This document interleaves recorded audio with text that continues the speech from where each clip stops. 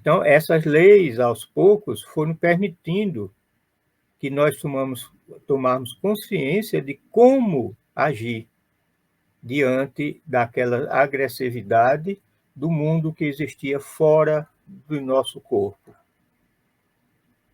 Então, essas leis foram sendo implantadas aos poucos e hoje se chamam basicamente essas duas leis mais importantes, as leis de sobrevivência do indivíduo e a lei de sobrevivência da espécie.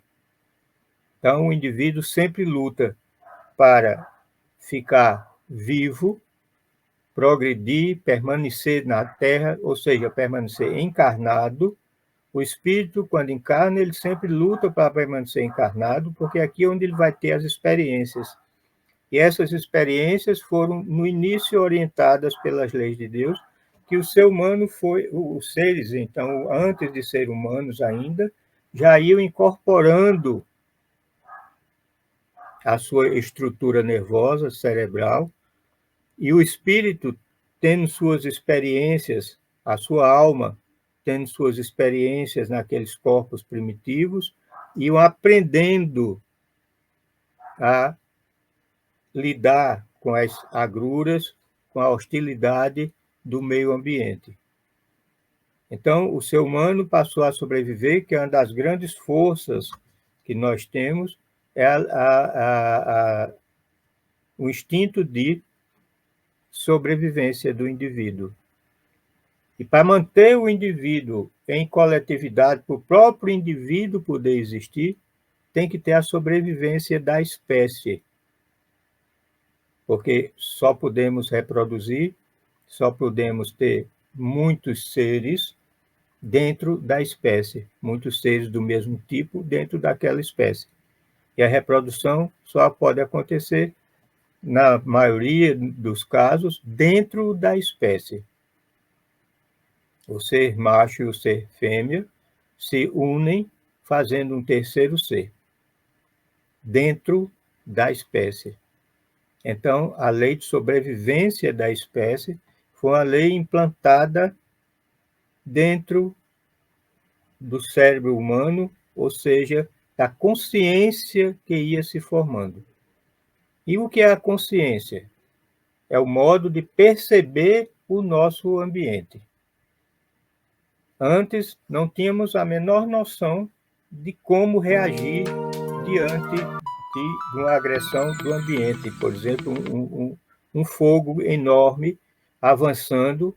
A gente, tanto os seres humanos primitivos, que não conheciam fogo ainda, como os seres anteriores aos humanos, os répteis, não sabiam como lidar com aquele fogo.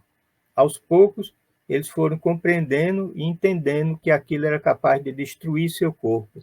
O espírito foi aprendendo que seu corpo seria destruído se submetido àquele fogo.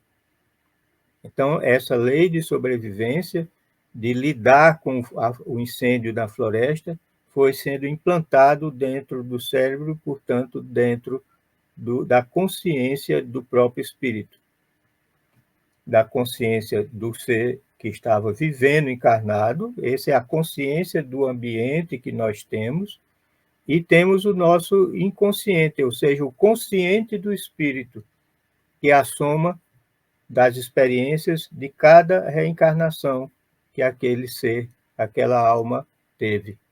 Então, todas as vezes que a alma reencarna, ela tem novas experiências naquele corpo físico, lidando com o meio ambiente, é sua consciência do momento, consciência dessa encarnação.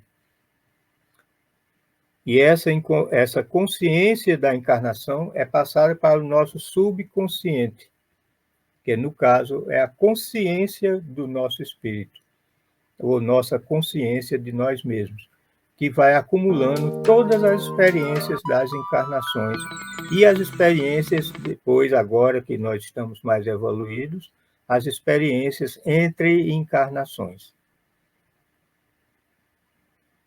Entre as encarnações, o espírito também progride, tendo experiências, analisando incorporando aquele conhecimento adquirido com a experiência. Ele pode tomar conhecimento através de uma palestra, através de uma informação, de um livro, qualquer meio de informação, mas ele só aprende quando ele vive aquela experiência.